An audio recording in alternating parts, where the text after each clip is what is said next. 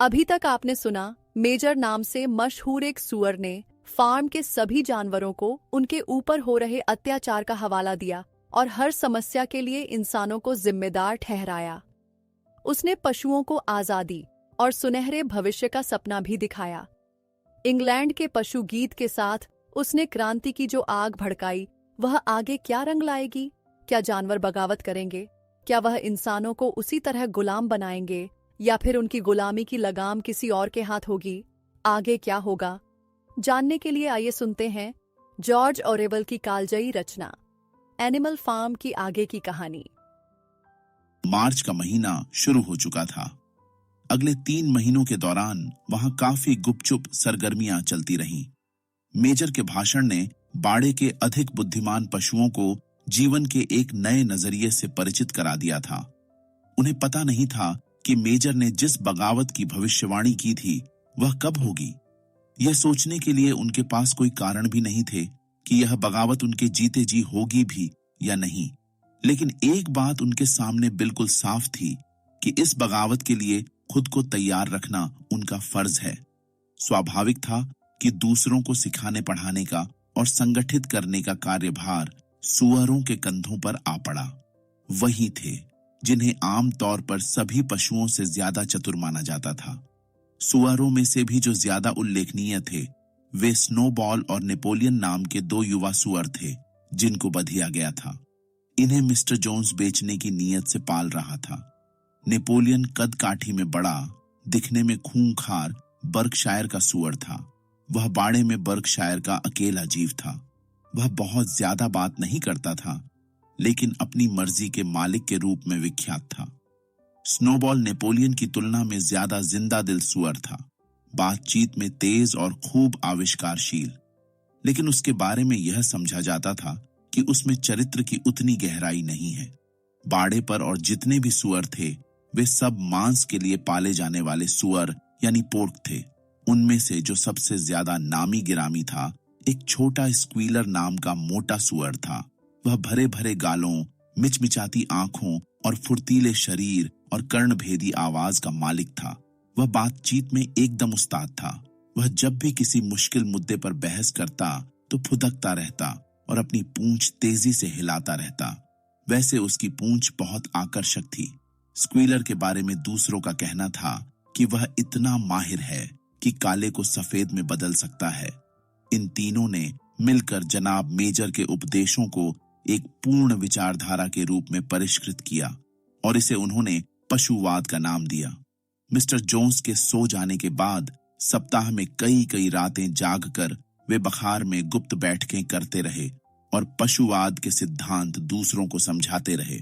शुरू में उन्हें बेहद मूर्खता और उदासीनता का सामना करना पड़ा।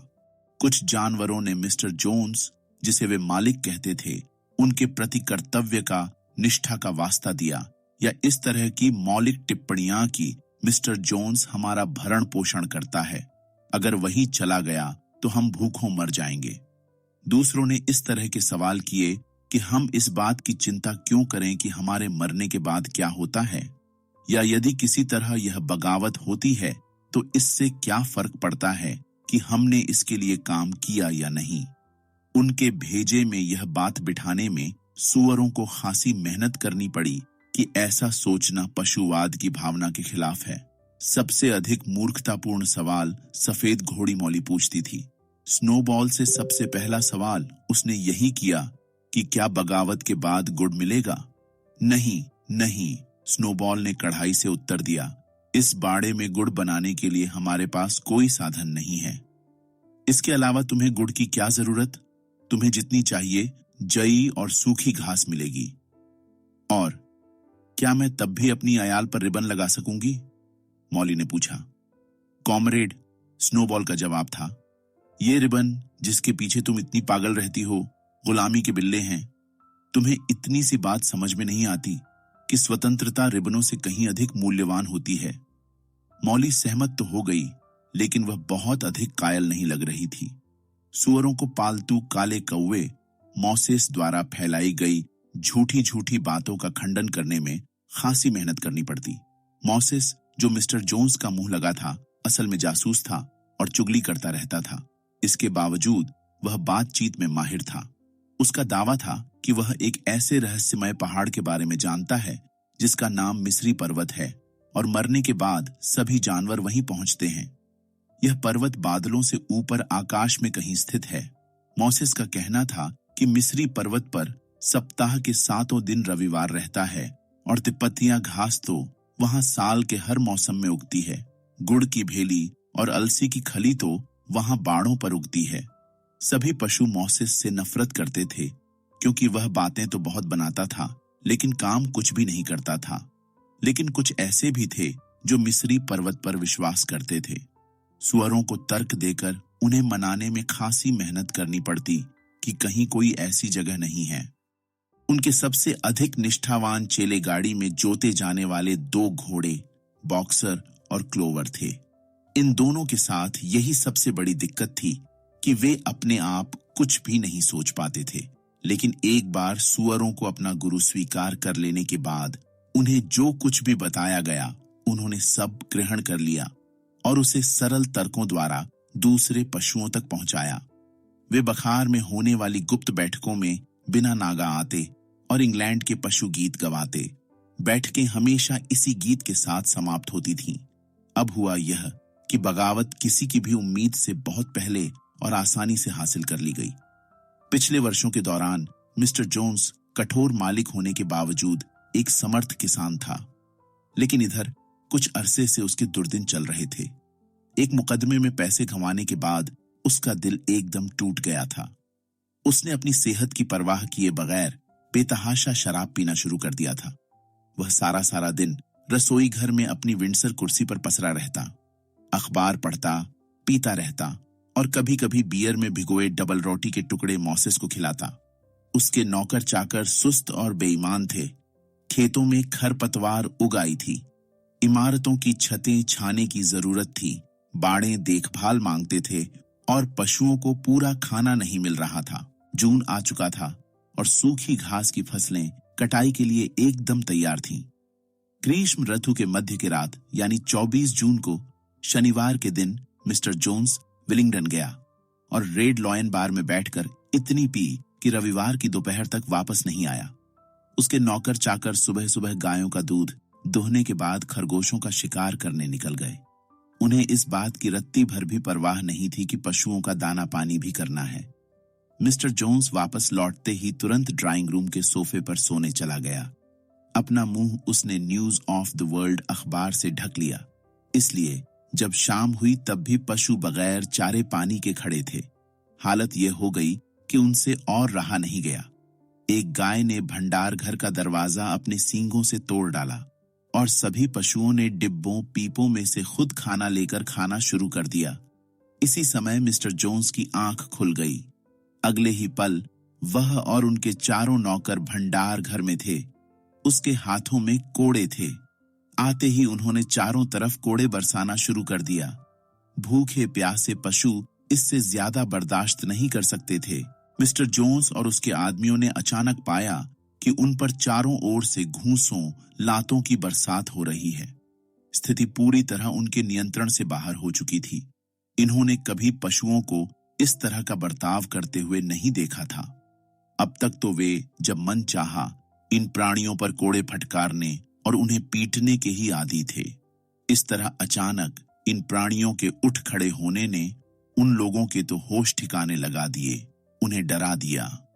1-2 पलों के बीतते न बीतते वे 5 मुख्य सड़क की तरफ जाने वाले बैलगाड़ी के रास्ते पर जान बचाते हुए सरपट दौड़ रहे थे। उनके पीछे विजय की हुंकार भरते हुए पशु बढ़े चले जा रहे थे। जब मिसेस जोन्स ने अपनी खिड़की से यह सब होते देखा तो उसने लपक कर एक थैला उठाया। उसमें फटाफट कुछ काम की चीजें ठूंसी और चुपके से दूसरे रास्ते बाड़े से बाहर निकल गई। मोसेस अपनी टांट से फुदका और जोर जोर से कांव कांव करते हुए उसके पीछे पीछे पंख फड़फड़ाने लगा। इस बीच पशुओं ने मिस्टर जोन्स और उसके आदमियों को सड़क पर खदेड़ दिया और उनके पीछे 5 सलाखों वाला गेट भड़ाक से बंद कर दिया। और इस तरह इससे पहले कि वे समझ पाते कि यह क्या हो गया, बगावत की विजय का बिगुल बज चुका था। जोन्स खदेड़ा जा चुका था। मैनर फार्म अब उनका था। पहले कुछ पल तो पशुओं को अपने सौभाग्य पर विश्वास ही नहीं हुआ। उन्होंने पहला काम यह किया कि एक झुंड बनाकर यह देखने के लिए बाड़े की चहारदीवारी का चक्कर लगाया कि कहीं कोई आदमी तो इस पर नहीं छुपा बैठा है। इसके बाद वे दौड़ते हुए बाड़े की इमारतों की तरफ आए ताकि वहां से जोंस के क्रूर शासन की चीजों का आखिरी नामो निशान ही मिटा दें। अस्तबलों के सिरे पर बना साज सामान का कमरा तोड़कर खोल दिया गया। लगामें, नकेलें, कुत्तों की जंजीरें, वे डरावने चाकू छुरियां जिनसे मिस्टर जोन्स सुअरों और मेमनों को बधिया किया करता था, इन सारी चीजों को कुएं में उछाल दिया गया।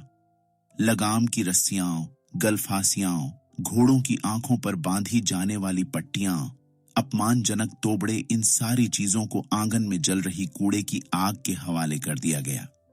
यही हाल कोड़ों का हुआ।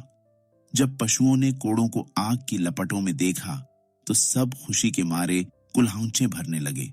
स्नोबॉल ने उन रिबनों को भी आग के हवाले कर दिया जिनसे हाट बाजार के दिनों में घोड़ों की अय्यालों और पूंछों को अक्सर सजाया जाता था। उसका कहना था, रिबन को वस्त्री माना जाना चाहिए, ये मनुष्य जाति की निशानियां हैं, सभी पशुओं को नंगा रहना चाहिए। जब बॉक्सर ने यह सुना तो वह लपक कर घास फूस का बना अपना नन्हा हैट ले आया और इसे भी बाकी चीजों के साथ साथ आग में झोंक दिया। इस हैट को लगाकर वह गर्मियों में मक्खियों से अपने कान बचाता था। कुछ ही क्षणों में पशुओं ने वे सारी चीजें नष्ट कर दी जो उन्हें मिस्टर जोन्स की याद दिलाती थीं। नेपोलियन तब सबको लेकर भंडार घर में गया और सबको मकई का डबल राशन दिया। कुत्तों को 2-2 बिस्किट मिले।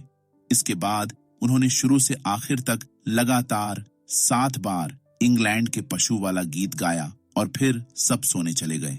आज जैसी नींद उन्हें इससे पहले कभी नहीं आई थी, लेकिन अगली भोर वे हमेशा की तरह उठे। उन्हें अचानक अपने जीवन में घटी इस शानदार घटना की याद आई। वे सब चरागाह की तरफ लपके। चरागाह से थोड़ा सा ही आगे एक टेकरी थी जिससे लगभग पूरे बाड़े का नजारा दिखाई देता था। सभी पशु इस टेकरी पर चढ़ गए और प्रभात वेला की साफ रोशनी में चारों तरफ निहारने लगे। हाँ, यह अब अपना है। जहां तक नजर जाती है वहां तक सब कुछ अपना है। इस विचार से भाव विभोर होकर वे गोल गोल घूमने लगे। आनंद और उल्लास के मारे हवा में खुद को उछालने लगे, कुलांचे भरने लगे, ओस से भीगी जमीन पर लौटने लगे। उन्होंने गर्मी की मीठी घास को मुंह भरकर खाया। उन्होंने काली मिट्टी को हवा में उछाले और उसकी मदमस्त गंध को अपने फेफड़ों में भरा। इसके बाद उन्होंने पूरे बाड़े का निरीक्षण करने की नीयत से दौरा किया और कृषि योग्य जमीन, घास के मैदान, फलोद्यान, तलैया, झुरमुट का मूक सराहना के साथ मुआयना किया। ऐसा लगता था कि इन चीजों को उन्होंने पहले कभी नहीं देखा था। अब भी उन्हें जैसे विश्वास नहीं हो रहा था ये सब कुछ उनका अपना है। इसके बाद वे पंक्तिबद्ध होकर बाड़े की इमारतों की तरफ वापस आए और फार्म हाउस के दरवाजे पर आकर चुपचाप खड़े हो गए। यह भी अब उनका था, लेकिन वे भीतर जाने से डर रहे थे। अलबत्ता कुछ क्षणों के बाद स्नोबॉल और नेपोलियन ने अपने कंधों से धकेल कर दरवाजा खोल दिया और पशु इकहरी पंक्ति बनाकर भीतर आ गए। वे चलते समय इतने सजग थे कि कहीं कोई चीज अस्त व्यस्त ना हो जाए। वे एक कमरे से दूसरे कमरे में पंजों के बल चलते रहे। वे फुसफुसाहट से ज्यादा ऊंची आवाज में बात करने से भी डर रहे थे। वे अविश्वसनीय विलासिता, पंख वाले गुदगुदे गद्देदार बिस्तर, दर्पण, घोड़ों के बाल से बने सोफे, ब्रुसेल्स का कालीन, ड्राइंग रूम में तिपाई पर रखी रानी विक्टोरिया की तस्वीर, इन सारी चीजों को विस्मय से निहार रहे थे। वे अब भी सीढ़ियों से नीचे उतर ही रहे थे कि पता चला कि मौली गायब है। वापस जाकर उन्होंने पाया कि वह सबसे अच्छे वाले बेडरूम में ही रुकी रह गई थी। उसने मिसेस जोन्स की श्रृंगार की मेज से एक नीला रिबन उठा लिया था और उसे अपने कंधे के सामने थामे खुद को शीशे में बहुत फूहड़ तरीके से निहार रही थी। दूसरे पशुओं ने उसे कढ़ाई से झिड़का और बाहर चले आए। रसोई में छींके पर सुअर का कुछ सूखा मांस टंगा हुआ था। उसे बाहर लाकर जमीन में गाड़ दिया गया। रसोई के कोठे में बियर के पीपे को बॉक्सर की एड़ी की ठोकर से लुढ़का दिया गया। इसके अलावा किसी चीज को हाथ भी नहीं लगाया गया। हाथों हाथ बहुमत से यह संकल्प ले लिया गया कि फार्म हाउस को संग्रहालय के रूप में सुरक्षित रखा जाए। सब इस बात से सहमत हो गए कि कभी भी कोई भी पशु इसमें नहीं रहेगा। पशुओं ने नाश्ता किया। फिर स्नोबॉल और नेपोलियन ने सबको दोबारा बुलवाया। साथियों, स्नोबॉल ने कहा, अभी 6:30 बजे हैं और हमारे सामने पूरा दिन पड़ा है। आज हम सूखी घास की फसल काटना शुरू करते हैं, लेकिन इससे पहले एक और मामला है जिसे हमें पहले सलटाना है। अब सुअरों ने रहस्योद्घाटन किया कि पिछले 3 महीनों के दौरान उन्होंने कूड़े के ढेर में मिली जोंस के बच्चों की अक्षर ज्ञान की एक किताब में से पढ़ना और लिखना सीख लिया है। नेपोलियन ने काले और सफेद रंग रोगन के डिब्बे मंगवाए और सबको मुख्य सड़क की तरफ 5 सलाखों वाले गेट की तरफ ले चला। फिर स्नोबॉल ने, उसकी हस्तलिपि अच्छी थी, अपने पैर की 2 गांठों के बीच कूची थामी और गेट की ऊपर वाली पट्टी से मैनर फार्म पर रंग फेर कर उसे मिटा दिया और उसकी जगह पशु बाड़ा पेंट कर दिया। अब से इस बाड़े का यही नाम रखा जाना था। इसके बाद वे बाड़े की इमारतों की तरफ वापस लौटे। वहां स्नोबॉल और नेपोलियन ने एक सीढ़ी मंगवाई। इसे उन्होंने बड़े बखार की आखिरी दीवार के साथ सटाकर खड़ा कर दिया। उन्होंने स्पष्ट किया कि पिछले 3 महीनों के अध्ययन से वे पशुवाद के सिद्धांतों को 7 धर्मादेशों में ढाल पाने में सफल हो सके हैं। अब इन 7 धर्मादेशों को दीवार पर अंकित किया जाएगा। ये धर्मादेश कभी न बदलने वाले कानून होंगे और बाड़े के सभी पशुओं को मरते दम तक इनका पालन करना होगा। थोड़ी सी मुश्किल के बाद आखिर एक सुअर के लिए सीढ़ी पर संतुलन बनाए रखना आसान नहीं होता। स्नोबॉल सीढ़ी पर चढ़ गया और काम शुरू कर दिया। स्क्वीलर 2-3 पाए नीचे खड़ा रंग का डिब्बा थामे रहा। दीवार पर बड़े बड़े सफेद अक्षरों में धर्मादेश लिख दिए गए। इन्हें 30 गज की दूरी से भी पढ़ा जा सकता था। 7 धर्मादेश। 1, जो भी 2 पैरों पर चलता है वह शत्रु है। 2, जो भी 4 पैरों पर चलता है या जिसके पंख हैं वह मित्र है। 3, कोई भी पशु कपड़े नहीं पहनेगा। 4, कोई भी पशु शराब नहीं पिएगा। 5, कोई भी पशु किसी दूसरे पशु को नहीं मारेगा। 6, कोई भी पशु बिस्तर पर नहीं सोएगा। 7, सभी पशु बराबर हैं। सब कुछ बिल्कुल साफ साफ लिखा गया था। सिर्फ मित्र की जगह मित्र लिखा गया और एक जगह ग उलटा लिखा गया था। बाकी सब जगह वर्तनी बिल्कुल ठीक थी। स्नोबॉल ने धर्मादेश ऊंची आवाज में पढ़कर सुनाए ताकि सब जान सकें। सभी पशुओं ने पूर्ण सहमति में अपनी मुंडियां हिलाईं और जो ज्यादा समझदार थे उन्होंने तत्काल ही धर्मादेशों को कंठस्थ करना शुरू कर दिया। अब साथियों, स्नोबॉल ने रोगन कूची एक तरफ फेंकते हुए कहा, सूखी घास की तरफ कूच करो। हम उसे अपनी इज्जत का सवाल मान लें कि जोन्स और उसके नौकर चाकर जितना समय लगाते हम उससे भी पहले फसल काट लेंगे। तभी 3 गायें बड़ी जोर से रंभाईं। ऐसा लगा वे काफी देर से बेचैनी महसूस कर रही थीं। उन्हें पिछले 24 घंटे से दुहा नहीं गया था। उनके थन फटने फटने को थे। थोड़ी देर तक सोचने के बाद सुअरों ने बाल्टियां मंगवाईं और बहुत सफलतापूर्वक गायों को दुह लिया। उनके घोड़ इस काम के लिए एकदम अनुकूल थे। जल्द ही वहां झागदार मलाईदार दूध से भरी 5 बाल्टियां नजर आने लगीं। कई पशु उन बाल्टियों को काफी हसरत से निहार रहे थे। इस सारे दूध का क्या किया जाएगा? किसी ने पूछा। जोन्स कभी कभी थोड़ा सा दूध हमारी सानी में मिला दिया करता था, मुर्गियों में से एक ने कहा। दूध की चिंता छोड़िए कॉमरेड्स, नेपोलियन चिल्लाया। वह बाल्टियों के सामने आ गया। इसे भी ठौर ठिकाने लगा दिया जाएगा। फसल ज्यादा जरूरी है। कॉमरेड स्नोबॉल आपको रास्ता दिखाएंगे। मैं बस आ ही रहा हूं। आगे बढ़ो। कॉमरेड सूखी घास आपका इंतजार कर रही हैं। और इस तरह सभी पशु सूखी घास के मैदानों की तरफ मार्च करते हुए चले। शाम को जब वे वापस आए तो उन्होंने पाया दूध गायब था। उन्होंने सूखी घास काटने के लिए खूब जमकर मेहनत की। खून पसीना एक कर दिया, लेकिन उनकी मेहनत रंग लाई। सूखी घास की फसल उनकी उम्मीदों से कहीं अधिक हुई थी। कई बार काम बहुत मुश्किल होता। औजार आदमियों के इस्तेमाल के लिए बनाए गए थे, न कि पशुओं के लिए। और उससे भी ज्यादा तकलीफ की बात यह थी कि कोई भी पशु ऐसा औजार इस्तेमाल नहीं कर पाता था जिनमें पिछली 2 टांगों पर खड़े होने की जरूरत पड़ती। लेकिन सूअर इतने चतुर थे कि हर मुश्किल का कोई न कोई हल ढूंढ ही निकालते थे।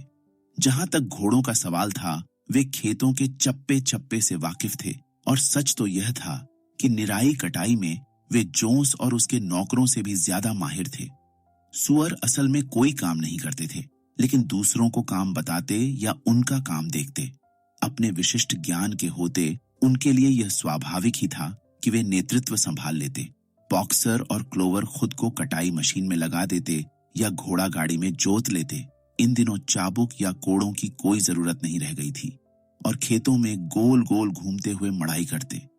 उनके पीछे पीछे एक सूअर चलता होता जो मौके के अनुसार और तेज कॉमरेड्स या शाबाश कॉमरेड्स की आवाजें निकालता रहता।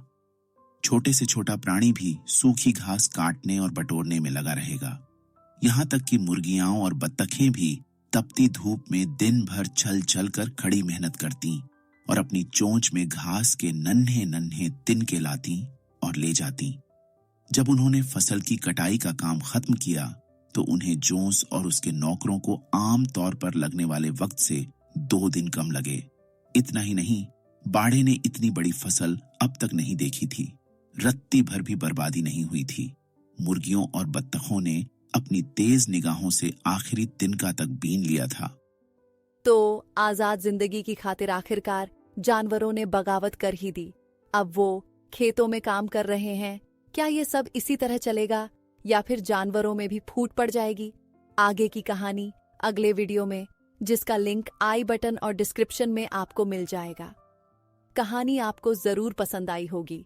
दिल खोलकर अपनी राय कमेंट करें, वीडियो को लाइक और शेयर करें, चैनल को सब्सक्राइब करना न भूलें। आगे की कहानी के साथ जल्द मिलते हैं। तब तक अपना ख्याल रखिए और मुझे यानी आकांक्षा को दीजिए इजाजत। नमस्कार।